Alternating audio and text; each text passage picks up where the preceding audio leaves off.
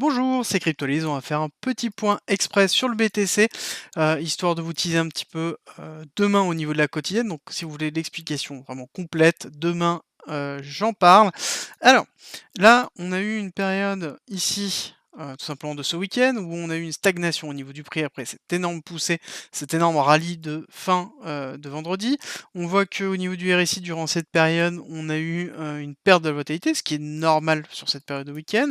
Et on voit que lundi, on est allé récupérer la liquidité de ce point-là, la liquidité de ce point-là, et on est en train de se diriger doucement vers la liquidité qui se trouve juste au-dessus, qui serait une liquidité très très importante, étant donné que ce serait le dernier top qui a été effectué. D'accord? Donc là, il y a une grosse poche de liquidité qui se trouve au-dessus, un order block qui se trouve là, et surtout, on voit qu'on a le niveau de 1,618 à 45 175, et on voit qu'on est pile poil dans la zone que j'avais notée à l'origine depuis un certain temps, euh, pour un potentiel retracement, étant donné que c'est une zone qui est très très importante au niveau du prix.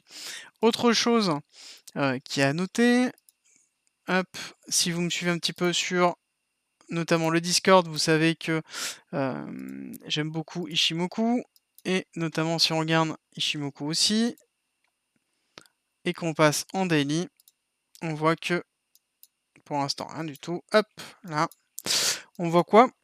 On voit que on a justement attaqué une zone de résistance très forte qui est la zone du nuage. On voit qu'un petit peu au-dessus, on a un aplat à 46 000. On voit ici qu'on est en train de traverser justement les chandelles. Donc globalement, on sait qu'on est dans une zone très très importante, et c'est globalement l'information que je voulais vous donner ce soir. C'est que à l'heure actuelle, le BTC est dans une zone vraiment cruciale qui va déterminer beaucoup de choses et qui va déterminer un petit peu ce qui va se passer par la suite. Tout simplement parce que est-ce qu'on va continuer à pousser? Est-ce qu'on va aller, justement dans quelque chose de beaucoup plus haut? C'est-à-dire qu'on a des liquidités un petit peu au-dessus, on a un order block qui se trouve là, on en discutera un peu après, mais on peut aller chercher ce niveau encore au-dessus, donc les 46 000 potentiellement, voire même les 47 000. Mais est-ce qu'on va aller agresser justement ce, point of interest, donc ce break of structure qui se trouve ici? Et ça, c'est la grande question, c'est est-ce qu'on va aller casser justement ça? Hop, tac. Est-ce qu'on va aller casser ça avant de pouvoir faire quelque chose et de repartir sur une structure haussière? Globalement, il y a une schématique à prendre en compte, c'est que on est sur A, B, C. Est-ce que la C est terminée? Ça, c'est à déterminer. Est-ce que tout simplement on est sur une B avec extension et une C avec extension?